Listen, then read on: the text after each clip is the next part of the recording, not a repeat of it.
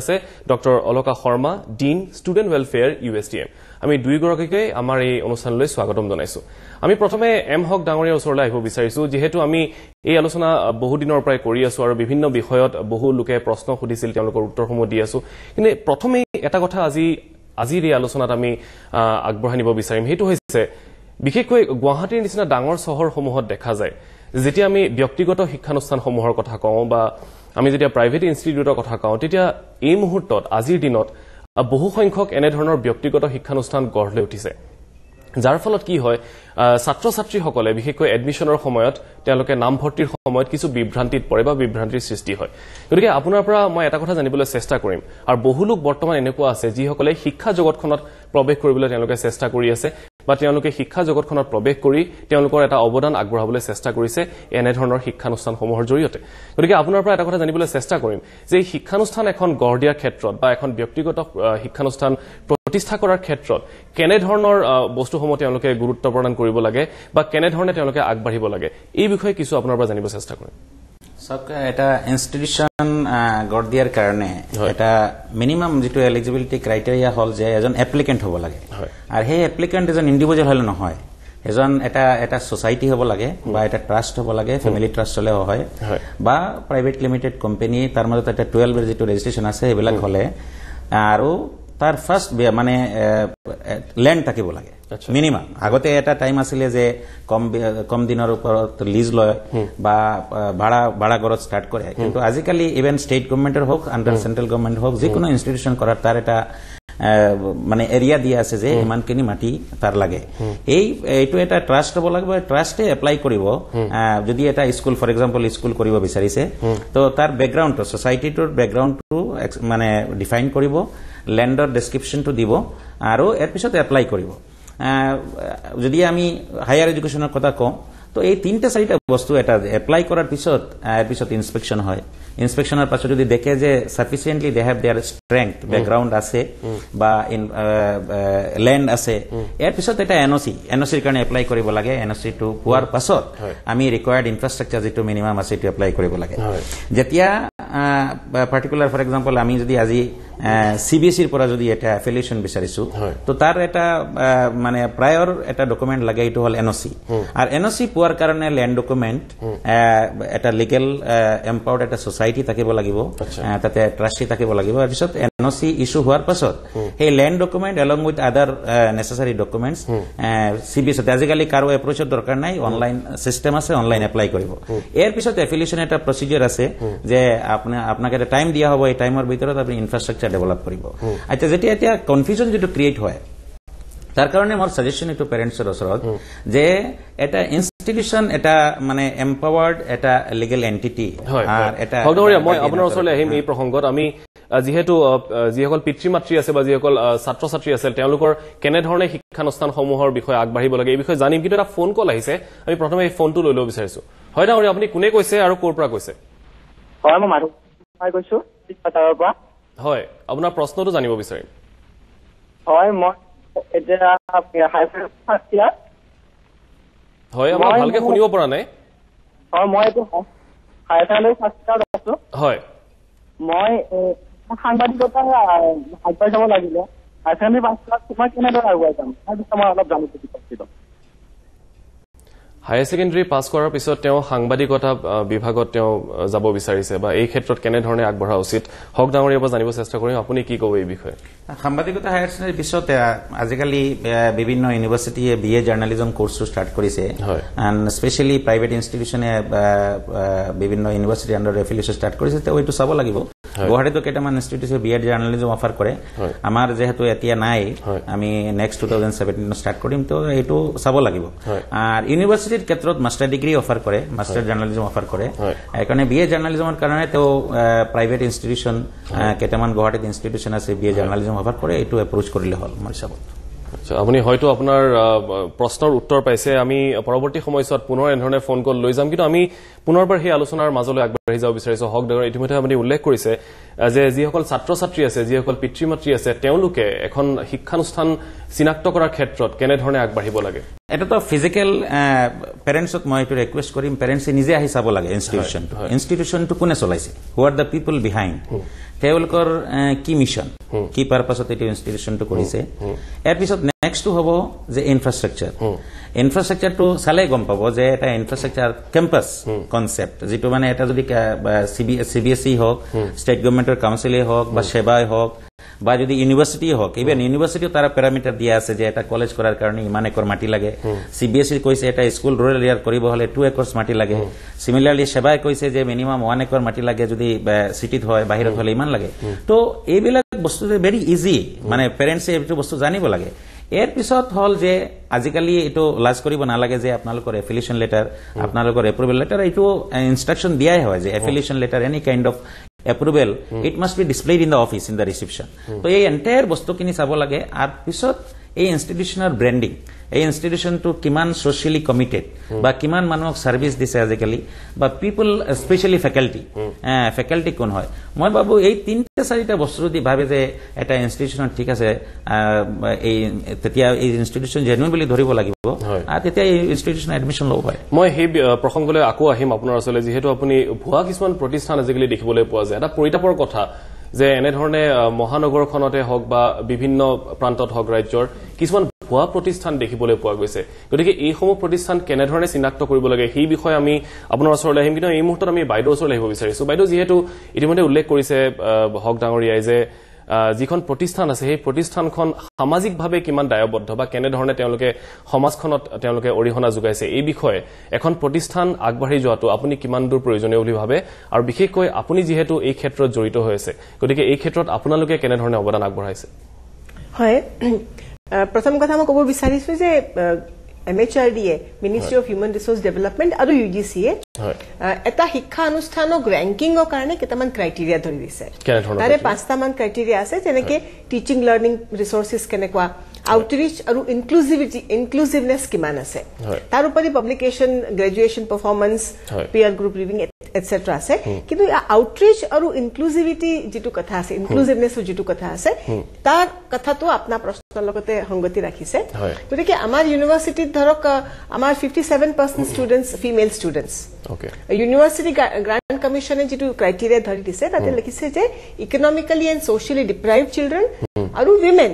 মানে women student কিমান আছে তাৰ ওপৰতে এই ইনক্লুসিভনেস নৰ ক্ৰাইটেৰিয়াটো তেওঁ জাজ কৰে গতিকে আমাৰ ইউনিভাৰ্সিটিত মানে আমি more than 30% ষ্টুডেন্টস তেওঁলোকক আমি ফ্ৰী মানে কনসেশনাল বা ফ্ৰী এডুকেশন দিয়া হয় তাৰ উপৰি 57% ষ্টুডেন্টস আমাৰ ইয়াতে মহিলা ষ্টুডেন্ট আছে আৰু আউটৰিচৰ কথা ক'বলৈ হলে দুটা কথা মই ক'ব বিচাৰো যে প্ৰথম কথা হ'ল যে আমাৰ ইউনিভাৰ্সিটিৰ প্ৰত্যেক স্কুলৰ প্ৰত্যেক ডিপাৰ্টমেন্টে এটা গাঁও তেওঁলোকে এডপ্ট কৰি লৈছে গতিকে এই গাঁৱৰ পৰিস্থিতি কেনেকুৱা তেওঁলোকে মিনিমাম যেটো সাস্টেইনেবল ডেভেলপমেন্টৰ কাৰণে কি কি প্ৰয়োজনীয়তা আছে কি কি আৱশ্যকতা আছে আৰু কেনেকৈ তেওঁলোকক এটো পৰ্যায়লৈকে লৈ যাব পাৰি তাৰ বিষয়ে তেওঁলোকে ৰিসাৰ্চ কৰে তেওঁলোকে অনুসন্ধান কৰে আৰু লগতে তেওঁলোকে ৰিসোৰ্স পাৰ্সন আনি পেলাই তেওঁলোকে কেনেকৈ সমাধান কৰিব পাৰি তাৰ কাৰণে চেষ্টা কৰে আপুনি গুৰুত্বপূৰ্ণ বিষয় উত্থাপন কৰিছে কিয়নো এখন উচ্চ শিক্ষাৰ প্ৰতিষ্ঠান বুলি ক'লে কেৱল ছাত্ৰ ছাত্ৰীসকলক শিক্ষাদান কৰাটোৱে নহয় তেওঁলোকে গঢ় দিছে দেশৰ ভৱিষ্যত গতিকে তেওঁলোকে এই ক্ষেত্ৰত বিশেষকৈ সামাজিক দায়বদ্ধতাটো তেওঁলোকে যথেষ্ট পৰিমাণে জানিব লাগে আৰু এইখিনিতে আৰু এটা কথা ক'ব বিচাৰিছিলো যে কমিউনিটি কলেজৰ কনসেপ্টটো আমি গ্ৰহণ কৰিছো আৰু এই কমিউনিটি কলেজৰ জৰিয়তে এতিয়া আমি জেলৰ যিখিনি কয়দি তেওঁলোকক আমি ভোকেশনাল ট্ৰেইনিং দিবলৈ আগবাঢ়ি আহিছো কেনে ধৰণে আগবাঢ়িছে আপোনালোকৰ কিয়নো স্কিল ইণ্ডিয়া কথাটো হয় স্কিল ইণ্ডিয়া কথা ওপৰত ইমান গুৰুত্ব দিয়া হৈছে গতিকে আমি প্ৰথমতে আমি নেক্সট আহা সপ্তাহত তাতে তেওঁলোকক দুটা কোৰ্স আমি আগবাঢ়াইছো এটো হ'ল কম্পিউটাৰ এডুকেশ্যন আৰু লগতে আছে টেইলাৰিং আৰু আমি যদি আমি দুটা কোৰ্স প্ৰথমতে আমি আগবাঢ়াই লওঁ তাৰ পিছত লাহে লাহে টুৰিজমৰ কাৰণে ট্ৰেইনিং প্লাম্বিং ইলেক্ট্ৰিচিয়ান ইত্যাদি ট্ৰেইনিংৰ কাৰণে আমি আগবাঢ়িম আৰু ইতিমধ্যে এটা সাৰ্ভে কৰা হৈছে জেলৰ ইনমেটছৰ মাজতে আৰু প্ৰত্যেকটো কেটেগৰী আমি 10টা না 12টা কেটেগৰী বাছি লৈছো তেওঁলোকে যেটো ফৰমাইশ দিছে তাৰ ওপৰত ভিত্তি কৰি আৰু তাৰে ভিতৰতে বহুত কয়দী আজীৱন কয়দৰ সাজা ভুগি আছে কিন্তু তেওঁলোকে 14 বছৰ জেলত থাকিব লাগে যাৰ 12 বছৰ 13 বছৰ হৈছে তেওঁলোকে ভাবিছে যে আমি জেলৰ পৰা ওলাই আহাৰ পিছত আমি কি কৰিম গতিকে তেওঁলোকৰ মাজৰ পৰাও কোনবাই টুৰিষ্ট গাইড হ'ব বিচাৰিছে এই বিষয়লৈ আহিম বাইদেউ এটা ফোন আহিছে আমি ফোনটো লৈ ল'ব বিচাৰিছো তাৰ পিছত পুনৰবাৰ এই আলোচনাৰ মাজলৈ ঘূৰি আহিম হয় ডাঙৰীয়া আপুনি কোনে কৈছে আৰু ক'ৰ পৰা কৈছে আপোনাৰ প্ৰশ্নটো কি হেল্ল' হেল্ল' হয় বাইদেউ মই গুৱাহাটীৰ পৰা কৈছিলো হয় মানে কথাটো এনেকুৱা ধৰণৰ আছিলে মানে মোৰ ল'ৰা ধৰক হাই ছেকেণ্ডেৰী পাছ কৰিছে হয় পাছ কৰি ধৰক এতিয়া ধৰক এতিয়া আপোনাৰ মেট্ৰিক পাছ কৰি তাতে মানে এনেকুৱা ধৰণৰ কলেজত এডমিশ্যন ল'ব পাৰি আৰ্থিক তেওঁলোকৰ সেই কলেজবিলাকৰ যিটো ধৰক এডমিশ্যন ল'বলৈ যিটো ফিজ হয় যিটো ধৰক এডমিশ্যন ল'বলৈ যিটো ফিজ মানে গমে কৈছে আপুনি অলপ মানে হাই হয় সেইটো ধৰক আমি সাধাৰণ মানুহে ধৰক দিব নোৱাৰো আচ্ছা হয় কিন্তু গভৰ্ণমেণ্ট কলেজত ধৰক সেইটো চিট পোৱা নাই ধৰক এডমিশ্যন ইণ্টাৰভিউ দিয়াৰ পিছত হয় তেওঁৰ চিট পোৱা নাই নাপাই বোলে ধৰক প্ৰাইভেট কলেজলৈ গৈছে প্ৰাইভেট কলেজত যিটো ফিজ এডমিশ্যন ল'বলৈ যিটো ফিজ দিব লাগে বহু সময়ত সেইটোৱে সমস্যাৰ সৃষ্টি কৰে হয় ঠিক আছে আপোনাৰ প্ৰশ্নটো মই এম হক ডাঙৰীয়া ওচৰলৈ নিব বিচাৰিম তেখেতে জনাইছে যে তেখেতৰ পুত্ৰই কলেজত এডমিশ্যন ল'বলৈ গৈছে কিন্তু যিসমূহ প্ৰাইভেট ইনষ্টিটিউশ্যন আছে সেই ক্ষেত্ৰত ফিজটো যথেষ্ট এটা সমস্যাৰ কাৰক হৈ পৰে যিটো চৰকাৰী মহাবিদ্যালয়সমূহত ইমান বেছি নহয় কিন্তু প্ৰাইভেট ছেক্টৰত যথেষ্ট বেছি হোৱা দেখা যায় এই ক্ষেত্ৰত আপুনি কি ক'ব হায়াৰ এডুকেশ্যনত যদি তেওঁ কোৰ্চটোৰ কথা কোৱা নাই যদি তেওঁৰ মাৰ্কছটো আৰু কোৰ্চটো যদি ক'ব পাৰিলে হয় তেতিয়া আমি আমাৰ ইউনিভাৰ্চিটিও আমি হেল্প কৰিব পাৰিম যিহেতু এতিয়া এডমিশ্যন ক্লজ হৈছে কিন্তু মই এটা বস্তু কওঁ যে এইটো আমাৰ এডমিনিষ্ট্ৰেটিভ এটা ফেইলিয়াৰ হয় ষ্টেট গভৰ্ণমেণ্টৰ যে যিখিনি private school right to education actor আণ্ডাৰত যিটো নিয়ম হৈছে যে প্ৰতিটো private school self finance school 25% local student ওচৰৰ ষ্টুডেণ্টক ফ্ৰী এডুকেশ্যন দিব লাগে সিমিলাৰলি আমাৰ এটা ইঞ্জিনিয়াৰিং কলেজ আমাৰ বিজনেছ স্কুল দুটাই আমাৰ all India council of technical education আণ্ডাৰত এপ্ৰুভড হৈ আছে তাতেও এইটো প্ৰভিজন আছে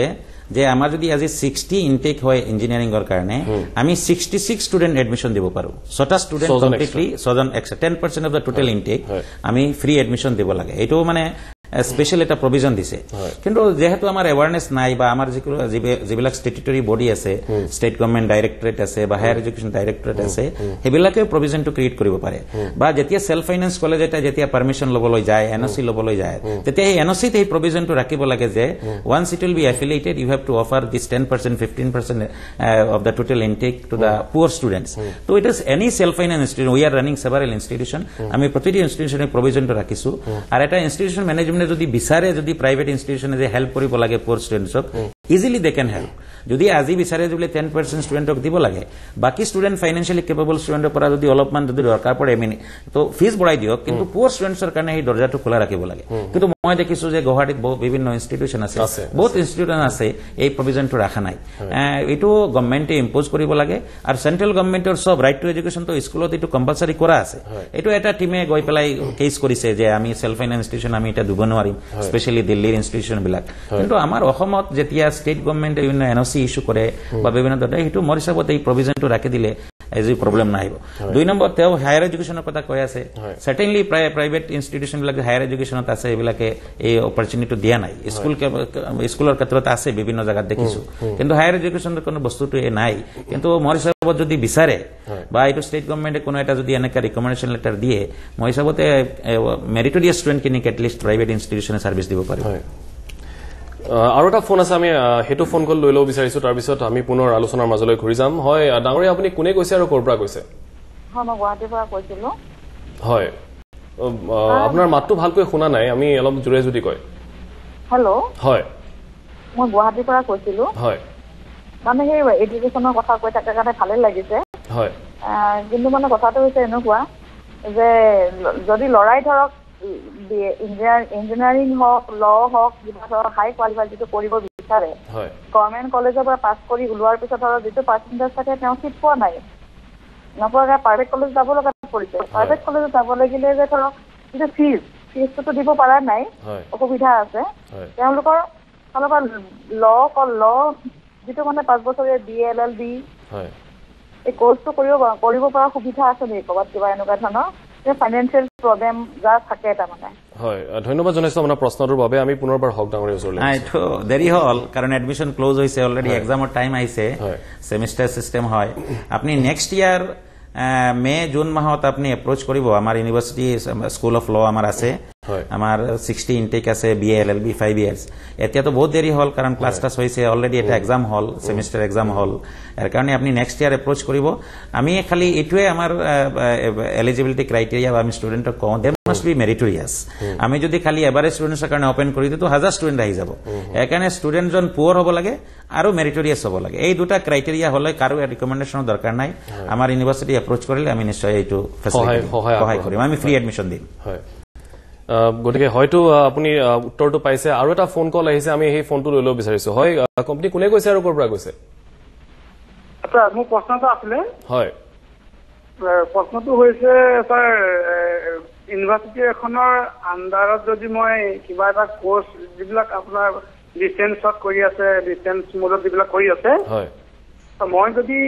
ধৰক মোৰ বিশেষ প্ৰব্লেমটো হৈছে মই এতিয়া BEd কোৰ্স এটা কৰিব খুজিছো BEd কোৰ্স এটা কৰিছো বাহিৰৰ মানে তামিলনাডুৰ এখন ইউনিভাৰ্চিটিত কৰিব খুজিছো হয় এই মই এডভাৰটাইজ পাইছো বাবা এডভাৰটাইজৰ পৰা বস্তুটো মোৰ সংযোগ হৈছে হয় এটা মই যে সেই ইউনিভাৰ্চিটিখনৰ আন্ডাৰত মই যদি কোৰ্স কৰিম এই কোৰ্সটো ভ্যালিড হ'ব নে নহ'ব আমাৰ অসমত এই বস্তুটো ৰিকগনাইজ হয় নে নহয় কনচাৰ্ন অথৰিটিৰ পৰা মই কিন্তু কেনেকে বস্তুটো জানিব পাৰিম স্যাৰ ধন্যবাদ জনাইছো আপোনাৰ প্ৰশ্নটোৰ বাবে কোনে ক'ব মানে এটা কোৰ্স আমাৰ ইউনিভাৰ্সিটি আন্ডাৰত বা যিকোনো চাওক আমি আমাৰ জুৰিসডিকশনটো হল মেঘালয়া আৰু মেঘালয়াত মানে যিকোনো স্টেটত এটা গভর্নমেন্ট অফ ইন্ডিয়ার UGC রুল হল যে কোনো ইউনিভার্সিটিয়ে কোনো private ইউনিভার্সিটিয়ে within 5 years of successful operation তেওঁলোক বাহিৰত যাব নোৱাৰে ইভেন উইদিন দ্য স্টেট বাহিৰত এটা ক্যাম্পাস কৰিব নোৱাৰে আৰু after 5 years with due approval from the different statutory body like AICT UGC then District Education Bureau এইবিলাকৰ পৰা পাৰমিশন লৈ যাব পাৰে কিন্তু প্ৰাইভেট ইনস্টিটিউশনৰ ক্ষেত্ৰত যেহেতু ইমান কেইদিনমান পিছত private university institution specially distance education program পলে ইমান কন্ট্রোভার্সি হৈছে তো এন্তে ডিস্টেন্স এডুকেশন প্রোগ্রামটো এতিয়া কন্ট্রোল কৰিছে যে যিকোনো ইউনিভাৰ্সিটিত বেলেগ এটা ইউনিভাৰ্সিটি জুৰিসডিকশন যাব নোৱাৰে এইটো যেটো তেও দেখিছে যে বিভিন্ন ইউনিভার্সিটি বিভিন্ন ইনস্টিটিউশনে ডিস্টেন্স এডুকেশন প্রভাইড চলিছে আকৌ এইটো ট্রেন্ড স্টার্ট হৈছে আমি গুৱাহাটীত দেখিছো বিভিন্ন ইউনিভাৰ্সিটিৰ আন্ডাৰত বা কেইটামান ইউনিভাৰ্সিটি এডভাৰটাইজ স্টাৰ্ট কৰিছে কিন্তু ইট ইজ টোটালি ইলিগেল এটো কৰিব নোৱাৰে সেই ইউনিভাৰ্সিটিটো সেই স্টেটত হ'ব লাগিব এই স্টেটৰ আন্ডাৰত সেই ইউনিভাৰ্সিটিয়ে এটা পাৰ্টিকুলাৰ তাৰ এটা প্যাৰামিটাৰ থাকিব কিমান কোৰ্স কিমান ক্লাস হ'ব লাগে মিনিমাম আৰু ডিস্টেন্স এডুকেশন প্ৰগ্ৰামৰ কাৰণে কেইটামান কোৰ্স স্পেসিফাই কৰা আছে এখানে এইটো ক্ষেত্ৰত আমাৰ ইউনিভাৰ্সিটিটো আমিতো বেলেগ স্টেটত দিব নোৱাৰিম আমাৰ এইটো কমপ্লিটলি ক্যাম্পাস প্ৰোগ্ৰাম আৰু এতিয়া আমি ক্যাম্পাসৰ ওপৰত আমি ক্যাম্পাস প্ৰোগ্ৰামটো এমফাসাইজ কৰিছো আৰু যদি ডিস্টেন্স এডুকেশন বা বেলেগ কোৰ্স তেও কৰিব বিচাৰিছে যদি তেওঁৰ ইনফ্ৰাষ্ট্ৰাকচাৰ থাকে ৰিসোৰ্সেস আছে মই এটো এডভাইস কৰিম যে এতিয়া আমাৰ স্টেটত কেকে হেন্ডিক স্টেট ওপেন ইউনিভাৰ্সিটি আছে আৰু বেস্ট ইউনিভাৰ্সিটি হল ডিস্টেন্স এডুকেশনত ইগনোৰ আন্ডাৰত কোৰ্স কাৰেম খুলি তাত কৰিলে তেও হয়তো তাও সুফল পাব বুলি আপুনি তেওঁক এডভাইস কৰিছে আৰু এটা ফোন কল আছে আমাৰ হাতত সময় বেছি নাই গতিকে আমি এটা ফোন কল আৰু ল'ব পাৰিম হয় আপুনি কোনে কৈছে আৰু ক'ৰ পৰা কৈছে হেল্ল' হয় মই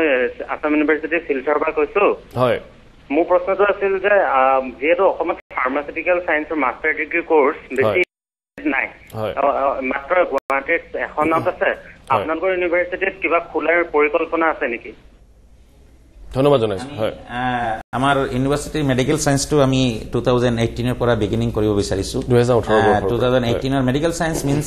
উইল বি স্টাৰ্টিং 2000 ফাৰ্মাচিউটিকেল কথা কৈছে নাৰ্সিং হল বেলেগ বিভিন্ন এলাইড হেলথৰ প্ৰগ্ৰাম আছে কাৰণ এইবিলাক বস্তু কৰিব পাৰি তাৰ কাৰণে বহুত ধৰণৰ প্যাৰামিটাৰ আছে specially medical science pharmaceutical program কৈছে মাস্টাৰ ডিগ্ৰীৰ ডিমান্ড আছে আমাৰ স্টুডেন্ট নৰ্থ ইষ্টৰ স্টুডেন্ট মেইনলি বেংগলুৰুত যায় মাস্টাৰ ডিগ্ৰী কৰাৰ কাৰণে বি ফাৰ্মাটো বহুত স্টাৰ্ট কৰিছে গিৰিজানন্দত বি ফাৰ্মা আছে গভৰ্নমেন্টৰ বি ফাৰ্মা আছে মাস্টাৰ ডিগ্ৰী অলপ প্ৰাইস এপিসোড মাস্টাৰ ডিগ্ৰীৰ পিছত স্টুডেন্ট একাডেমিকতো যাব বিচাৰে পিএইচডিও লাগে তো আমি 2018 ৰ পৰা আমি স্ট্ৰিমলাইন কৰিম 2020 আমাৰ মেডিকেল সায়েন্সৰ আমাৰ এমবিবিএস প্ৰগ্ৰামৰ কাৰণে আমি অলৰেডি উই আৰ প্ল্যানিং তো it's a huge infrastructure is needed huge financial involvement is needed তো আমি তাৰ কাৰণে অলপমান আৰু মানে লাগিছে কিন্তু ফাৰ্মাচিউটিকেল সায়েন্সৰ কাৰণে এতিয়া এটো খসা কথা যে স্টুডেন্ট বাহিৰত গৈ আছে কাৰণ বিভিন্ন ইনস্টিটিউশন এটো অফাৰ কৰিছে আমাৰ নৰ্থ ইষ্টতে এই বস্তুটো স্টাৰ্ট কৰা নাই হয় গতিকে কিছু সময় লব 2018 বৰ্ষৰ পৰা আপোনালোকে আৰম্ভ কৰাৰ কথা এটা পৰিকল্পনা কৰিছে গতিকে সময় আমাৰ প্ৰায় শেষ হৈ আহিছে মই বাইদেউৰ ওচৰলৈ পুনৰবাৰ ঘূৰি আহিব বিচাৰিছো বাইদেউ আমাৰ আলোচনা যথেষ্ট আছিল কিন্তু বৰ্তমান হয়তো সময় নহব গতিকে শেষত আপোনাৰ পৰা এটা কথা জানিব চেষ্টা কৰিম যেহেতু ব্যক্তিগত খণ্ডই হওক বা গভৰ্নমেন্ট সেক্টৰে হওক এখন বিশ্ববিদ্যালয় হিচাপে বা উচ্চ শিক্ষাৰ প্ৰতিষ্ঠান হিচাপে আপুনি যেহেতু ষ্টুডেন্ট ওয়েলফেয়াৰ সৈতে জড়িত আছে গতিকে সামগ্ৰিকভাৱে সমগ্ৰ বিশ্বতে যেনে ধৰণে বৰ্তমান ষ্টুডেণ্ট ৱেলফেয়াৰ হওক বা ছ'চিয়েল ৱেলফেয়াৰৰ লগত তেওঁলোকে এটা জড়িত কৰিবলৈ চেষ্টা কৰিছে এখন শিক্ষানুষ্ঠানত এই ক্ষেত্ৰত আজিকালিৰ ব্যক্তিগত প্ৰতিষ্ঠানসমূহ হওক বা গভৰ্ণমেণ্ট ছেক্টৰৰ যিসমূহ প্ৰতিষ্ঠান আছে তেওঁলোকে কেনেধৰণে আগবঢ়া উচিত বিশেষকৈ ছাত্ৰ ছাত্ৰীসকলক তেওঁলোকে এই ক্ষেত্ৰত জড়িত কৰাৰ কিমান দূৰ প্ৰয়োজনীয়তা আছে বুলি আপুনি ভাবে সামগ্ৰিকভাৱে যদি আমি আলোচনা বহুত ধুনীয়া প্ৰশ্ন কৰিলে মই খুব চমুকে তাৰ উত্তৰ দিবলৈ চাওঁ যে প্ৰথম কথা হ'ল যে বুকিশ নলেজ কিতাপী জ্ঞানৰ কোনো লাভ নাই গতিকে প্ৰব্লেম সলভিং কেপাচিটি বা যেটো জ্ঞান আহৰণ কৰিলে তাৰ এপ্লিকেশন কিমান আছে এই জানাটো ষ্টুডেণ্টৰ কাৰণে খুব দৰকাৰ গতিকে যদি সোশ্যাল সায়েন্সৰ ষ্টুডেণ্ট আছে তেনেহলে লগত থকা গাঁওবিলাক বা সামাজিক প্ৰশ্নৰ লগতে আৰু যদি ইঞ্জিনিয়াৰিং বা মেনেজমেণ্টৰ ষ্টুডেণ্ট আছে তেনেহলে ইণ্ডাষ্ট্ৰিৰ লগতে যাৰ যি ফিল্ড এই ফিল্ডৰ লগতে যদি খাপ খুৱাই পেলাই তেওঁলোকক শিক্ষা যদি দিয়া নহয় তেনেহলে সব কিতাপী জ্ঞানে দি তেওঁলোকৰ একো লাভ নহয় মানে এইটো কথা নাই যে তেওঁক সোশিয়োলজিৰে ছাত্ৰ হ'ব লাগিব বা পলিটিকেল সায়েন্সৰে ছাত্ৰ হ'ব লাগিব এখন সমাজৰ লগত জড়িত হ'ব সমাজৰ লগতে জড়িত হোৱাটো দৰকাৰ আৰু সমাজৰ প্ৰশ্নৰ লগতে জড়িত হোৱাটো দৰকাৰ আৰু যিখিনি জ্ঞান আহৰণ কৰিছে তাৰ এপ্লিকেবিলিটি কিমান আছে তেওঁ কিমান এপ্লিকেশন কৰিব পাৰিছে সেইটো বহুত গুৰুত্বপূৰ্ণ গতিকে আজিকালি যেটো ওয়াৰ্ল্ড ৰেংকিংৰ কথা আহিছে আৰু ওয়াৰ্ল্ড ৰেংকিং কৰিবৰ কাৰণে যিকেইটা ইউনিভাৰ্চিটি বাছি লোৱা হ'ব প্ৰতিযোগিতা আজি খুব বেছি প্ৰতিযোগিতা তাৰে ভিতৰতে এইটো এটা ইম্পৰ্টেন্ট ক্ৰাইটেৰিয়া হিচাপে ধৰা হয় যে তেওঁলোকে সামাজিক কাম কিমান কৰিছে বা সামাজিক ক্ষেত্ৰত তেওঁলোকৰ কি অৱদান আছে এইবিলাক কথা খুব গুৰুত্বপূৰ্ণ প্যাৰামিটাৰ হিচাপে উপস্থিত হৈছে হয় গতিকে হক ডাঙৰীয়া সময় শেষ হৈছে শেষত আপোনাৰ পৰা এটা কথা জানিব চেষ্টা কৰিম আমি যেটো প্ৰশ্ন আপোনালৈ এৰিছিলো কিছু সময় পূৰ্বে যে ভুৱা প্ৰতিষ্ঠানসমূহৰ ক্ষেত্ৰত কি কৰা উচিত চৰকাৰৰ কৰণীয় কেনে ধৰণৰ হ'ব পাৰে বা শিক্ষক শিক্ষয়িত্ৰীসকলে ছাত্ৰ ছাত্ৰীসকলে পিতৃ মাতৃয়ে এই ভুৱা প্ৰতিষ্ঠানসমূহ চিনাক্ত কৰাৰ ক্ষেত্ৰত কেনে ধৰণৰ সাৱধানতা ল'ব লাগিব এটা তো আমাৰ এৱাৰনেস তো থাকিবই লাগে আৰু চাওক যিখিনি ৰিকগনাইজড এফিলিয়েটেড ইনষ্টিটিউচন হওক প্ৰতিটো বডিয়ে তাৰ ৱেবছাইটত দিয়ে আজি যদি ইঞ্জিনিয়াৰিং কলেজ অসমৰ কোনখিনি এপ্ৰুভড হয় এটো AICTৰ ৱেবছাইটত আছে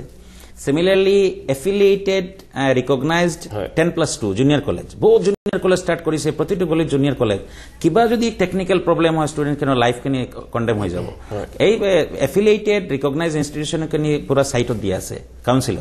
Ar ma koisu je jikono institution of admission lower agote এটা জেনেকা এটা হস্পিটালত সোমালে এটা ফিলিং হয় যে মই এটা হস্পিটালত সোমাইছো এনভায়রনমেন্টটো এনেকা সিমিলারলি এটা ইনস্টিটিউশন সোমালে এনেকা লাগে এইটো শিক্ষা দিকাৰ এটা অনুষ্ঠান যিকোনো জায়গাত ভাড়া ঘৰত ফাৰ্স্ট ফ্লোৰত সেকেন্ড ফ্লোৰত ইনস্টিটিউশন খুলি দিয়ে আৰু এটা ৰিকগনাইজড এটা মানে এটা স্ট্যাটুটৰী বডিৰ আন্ডাৰত বুলি দেখায় এটো কৰে একাৰণে মই ভাবো যে পেৰেন্টছে ফিজিক্যালি ভিজিট কৰিব লাগে আৰু আজিকালি নেটত সব জায়গাত নেট এভেইলেবল যিকোনো জায়গাত ওয়েবসাইটত গৈ পেলাই চাব লাগে ইনস্টিটিউশনটো আছে নি আর এর পিছত এই ইনস্টিটিউশনৰ তাৰ পাৰফৰম্যান্স তাৰ ব্ৰ্যান্ডিং মানুহৰ লগত সোশ্যাল কমিটমেন্ট কিমান কিনি আছে এটোৰ ওপৰত ডিপেন্ড কৰিব যে মানুহে কোনটো চুজ কৰে এতিয়া যদি আজি 10+2 এটা ইনস্টিটিউশন গুৱাহাটীত ভৰ্তি কৰিব বিচাৰিছে সাৰ্টেনলি গাৰ্জিয়ানে যিবিলাক লিটাৰেট গাৰ্জিয়ান হয় তেওঁলোকে বিচাৰে যে এই ইনস্টিটিউশনে ৰিজাল্ট কিমান দেখাইছে তাৰ পৰা ষ্টুডেন্ট কিনি কিমান ভাল আগৰ ৰেকৰ্ডছ বিলাক চোৱাটো অলপমান চোৱাৰ প্ৰয়োজন হৈ পৰিছে গতিকে সময় শেষ হৈছে আমি ধন্যবাদ জ্ঞাপন কৰিছো আজি আমাৰ অতিথি হক ডাঙৰীয়া লগতে শৰ্মা বেদলৈ ধন্যবাদ জ্ঞাপন কৰিছো আৰু আমি আশা কৰিছো যে আপোনালোকৰ প্ৰশ্নসমূহৰ উত্তৰ আপোনালোকে পাইছে আৰু যদি আপোনালোকৰ প্ৰশ্ন ৰৈ গল তেন্তে আমাৰ অহা খণ্ডত আপোনালোকে ফোন কৰি পুনৰবাৰ সুধিব পাৰিব আৰু আমি এনে ধৰণে আপোনালোকৰ উত্তৰসমূহ দি যাম আৰু ইয়াৰ লগে লগে আজিৰ এই অনুষ্ঠানৰ পৰা মই মানৱপুৰ্ণিয়ে বিদায় লৈছো ধন্যবাদ